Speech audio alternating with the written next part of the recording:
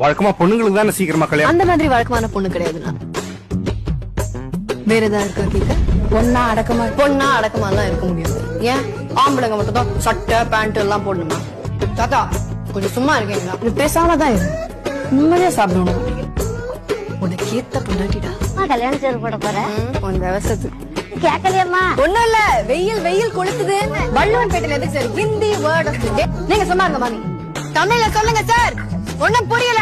அப்ப நீ வாய மூடு. நீங்க செத்த வழிவிட்டு நின்னா சௌரியமா அது புசுக்கு சார். அப்படிதான் எனக்கு இந்த ப்ரமோஷன் வேணும்.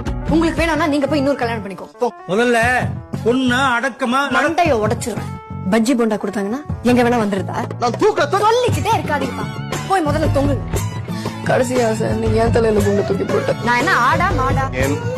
பொதுகுடின்னு தெரிஞ்சே போய் குதிக்க சொல்றியா? கல்யாணம் கேன்சர் ஃப்ராட் பண்ண சொல்றேன் சார். உங்களுக்கு புரியல சார்.